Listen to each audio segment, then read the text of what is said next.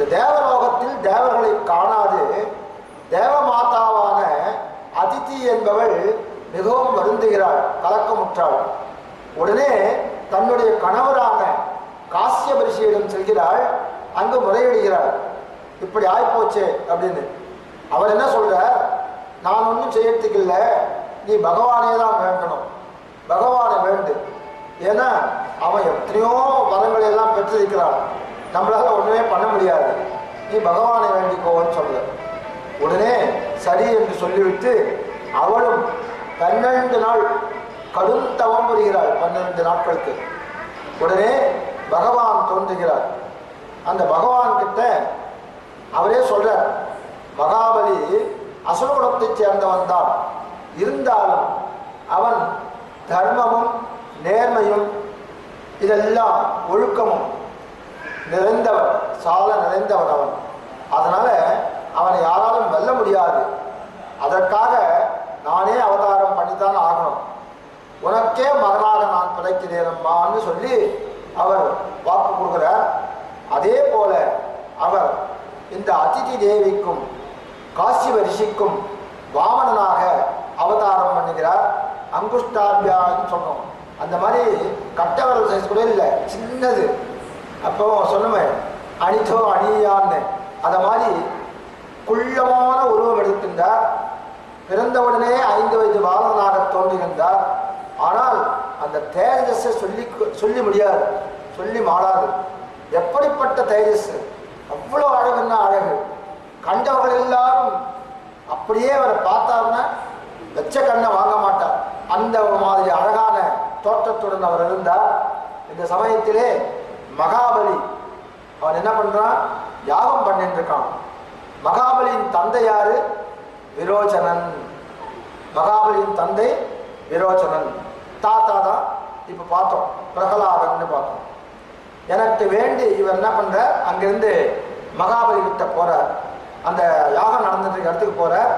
அங்க ரொம்ப விசேஷமாக யாகம் நடந்துட்டு இருக்கு, எத்தனையோ பேர் கூடி இருக்கா, அங்க அசுரர்கள் எல்லாரும் கூடி இருக்கிறார்கள். அந்த மாதிரி இடத்துக்கு போயிட்டு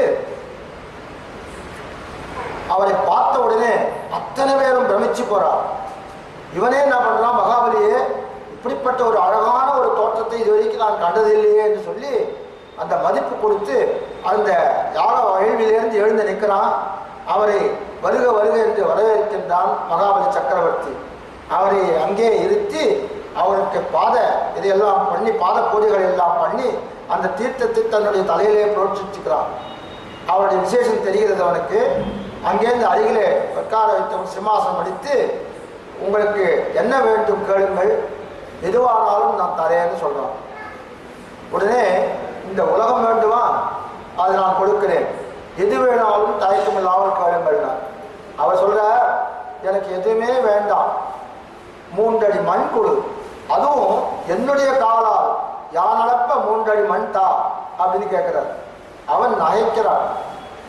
நீங்களே பார்க்கறதுக்கு இவ்வளவுதான் இருக்குங்கோ, உங்க காலே தமாத்துண்டு சின்னதா இருக்கு, இதுல போய் என்ன, நான் எப்படிப்பட்டவன், மகாபலி சக்கரவர்த்தி, நான் இந்த லோகம் கேளுங்க கொடுத்துடுறேன், வேற என்னென்ன வேணுமோ கேளுங்க அதான் கொடுக்குறேன், இதை போய் எங்கிட்டேருந்து கேட்கறதுன்றா உங்களுக்கு இதுவா இல்லையா, நீங்க வேற ஏதாவது கேளுங்க. வேண்டாம் வேண்டாம், எனக்கு பேராசை எல்லாம் இல்லை, நான் கேட்டதே கொடு, பேராசைப்பட்டால் பேர் ஆபத்து, அழிவுதான் வரும் என்று சூச்சகமாக அவனுக்கு தெரிவிக்கிறார். பேராசைப்படக்கூடாது என்பதை அவர் அங்கு சூச்சகமாக சொல்கிறார். பேராசை ஆபத்து, அழிவை தரக்கூடியது, அதனால் நான் கேட்டபடி 3 அடி மண்ணே கொடுன்னு. உடனே அவன் தன்னுடைய மனைவியை பார்க்கிறான். அவளும் தயாராக இருக்கிறாள். அங்கே ஒரு கெண்டியிலே நீர் கொண்டு வந்து தாடை வார்ப்பதற்காக அங்கே கொண்டு வந்து ஃபுல்லாக நினைச்சு வச்சிருக்கார். அந்த சமயத்தில் தாரை வார்த்தப்பறம் 2 பேரும் தயாராக இருக்கிறார்கள். அந்த சமயத்தில் நெல் அப்படின்னு ஒரு சத்தமான வருது, ஒரு கர்ஜனையோட ஒன்று வருது. அது யாருன்னு பார்த்தா சுக்கராச்சார் அங்க இருக்கார். ராஜாவை பார்த்து சொல்றார், மகாபலி ராஜா, ஏதோ இங்க ஒரு இது நடந்திருக்கு, சூழ்ச்சி நடக்கிறது, நீர் அதற்கு எதிராகாது. வந்திருக்கவர் யார் தெரியுமா, இந்த வாமனன்றவர் தான் இந்த கொள்ளமாக வந்திருக்கிறாரு. இவர் ஸ்ரீமன் சாட்சாத் ஸ்ரீமன் நாராயணன், உன்னை இதை பண்ணுறதுக்காக பரீட்சை பண்ணுறதுக்காக வந்திருக்கார் அப்படின்னு சொல்கிறார். அப்போ அவன் சொல்கிறான், அதெல்லாம் இல்லை, யாராக இருந்தாலும் இருக்கட்டும், நான் வாக்கு கொடுத்தாச்சு, ஆனால் அந்த வாக்கை மீற மாட்டேன். இந்த கொடுத்த வாக்கு கொடுத்தது தான், என்னவானாலும் ஆகட்டும். இவருக்கு கோபம் வந்துள்ளது சுக்ராச்சாருக்கு. அவர் என்ன பண்ற, நான் குருவாக இருந்து நான் சொன்னதை நீ கடைபிடிக்கவில்லை, என் கட்டளையை மீறுகிறார் அல்லவா, உனக்கு எல்லாம் அழிந்து போகும் என்று ஒரு சாபத்தை வேற கொடுத்துறாரு. இருந்தாலும் அவங்ககிட்டே பழகினத்தினால அந்த ராஜா கிட்டே அந்த இடத்துல நின்றுருக்கார். உடனே இந்த மாவலியானவன் தன்னுடைய கெண்டியிலிருந்து நீரை போட்டு அதை தாரை வார்த்து கொடுப்பதற்காக பண்ணுவான். பார்த்தார் சுக்கராச்சாரியர். சடனா என்ன பண்றார், உடனடியாக அப்படியே ஒரு வண்டு உருவாக மாறி அந்த கெண்டியினுடைய துளையிலே போய் அடைச்சிருந்தார், நீர் விழாதபடி இருப்பதற்காக. உடனே பார்த்தார் வாமனன், ஒரு தர்பையை எடுத்தார். அந்த தர்பையை கெண்டியினுடைய அந்த துளை வழியாக விட்டார். அது சுக்கராச்சாரிய கண்ணை பதம் பார்த்து விட்டது. அதனால் சுக்கராச்சாருக்கு ஒரு கண்ணு போயிடுச்சு. இப்போ சுக்கராச்சாருக்கு கண்ணு இல்லை, அந்த மாதிரி எடுத்து நீர் வந்தது, விழுந்தது. இப்பொழுது கேளுங்கள் என்ன வேண்டுமானாலும். உடனே என்ன பண்ணார், இப்போதான் வாமன அவதாரத்திலேருந்து அடுத்ததாக பெரிய அவதாரமாக அடிக்கிறார். அதுதான் திரிவிக்ரம அவதாரம் என்று சொல்கின்றோம். எனக்கு வேண்டியது 3 அடி மண் தான் கேட்டார்கள் இல்லையோ, உடனே முதல் விஸ்வரூபம் எடுத்துட்டார். அப்போ சின்னதாக இருந்தால் இப்போ விஸ்வரூபம் எடுத்தார். ஒரு காலாலே விண்ணுலகம் பூரா அளந்துட்டார். 2வது காலடியாலே மண்ணுலகம் பூரா அளந்துட்டார். அடுத்ததாக அந்த மகாபலியை பார்த்து கேட்கிறார், என்னுடைய 3வது அடி நான் எங்கே வைக்கிறேன். அவனும் தெரிந்து கொண்டு விட்டான், இது பகவான் தான் என்று. தலையை சிறிது சாய்த்தான், என்னுடைய தலைமீது வையுங்கள் என்றார். அதே போன்று அவன் தலைமீது காலை வைத்து அவனை பாதாளத்துக்குள்ளே அழுத்தி விடுகின்றார் பகவான். பாதாளத்துக்குள்ளே அழுத்தி விடுகின்றார். அப்பொழுது பிரம்மனும் அந்த பிரகலாதனும் வேகமாக வருகிறார்கள். அவர்கள் முறையிடுகிறார்கள், அவனை பாதாளத்துக்கு அனுப்ப வேண்டாம், அவனுக்கு மோட்சகதியை கொடுக்க வேண்டும். சற்று பொறுங்கள், அந்த காலம் வரும் பொழுது அவன் இந்திரலோகத்தை அடைவான், இந்திர பதவியை அடைவான்.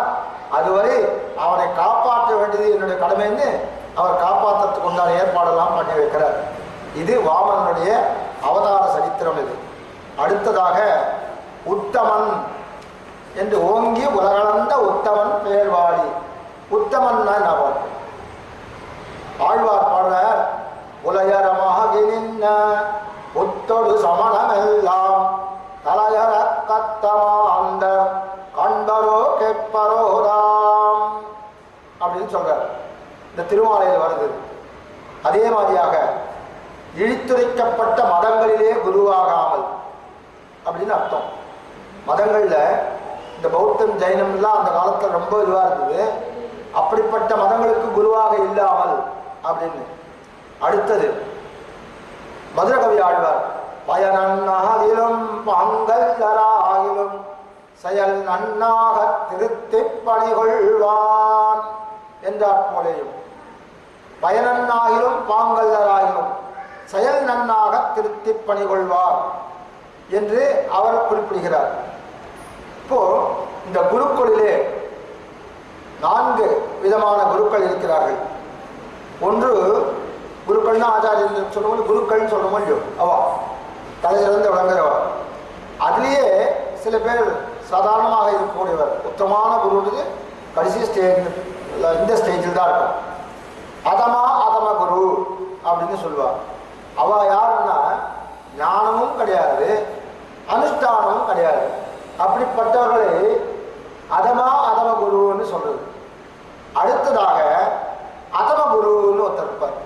அவருக்கு ஞானம் இன்றிக்கே ஞானம் இருக்காது, ஆனால் அனுஷ்டானங்கள் அவருக்கு இருக்கும், கைவரப்பெற்றவர். அவர் அதம குருன்னு சொல்றது. அடுத்ததாக மத்தியம குரு அப்படின்னு சொல்லுவோம். அவர் அனுஷ்டானம் கொஞ்சம் இருக்கு, ஞானம் மாத்திரம் இருக்கு அவர்கிட்ட, அந்த மாதிரி. அடுத்ததாக உத்தம குருன்னு சொல்லுவோம். இவர் தான் ரொம்ப அழகான ஆச்சாரியனாக விளங்கக்கூடியவர்னு சொல்றோம். ஏன், அவர்கிட்ட 2மே இருக்கு, ஞானம் அனுஷ்டானம் இவை நன்னாக உடையனான குருவை அடைந்த கால் மாநிலத்தீர் தேனார் கமல திருவாமகள் கொழுனன் தானே வைகுந்தம் தரும். அப்படிப்பட்டவரான அவர் உத்தம குருன்னு சொல்றோம். இப்போ உத்தமன் பேர் பாடி அடுத்தது ஓங்கி உலகளந்த உத்தமன் பேர் பாடி. இப்படிப்பட்ட உத்தம ஆச்சாரியருடைய திருநாம சங்கீர்த்தனமே பொதுபோக்காக விருந்தாக கொள்வது என்பது. முமுட்சுக்களுக்கு குரு பரம்பரை அனுசந்தானமே முக்கியமாக செய்ய வேண்டியது.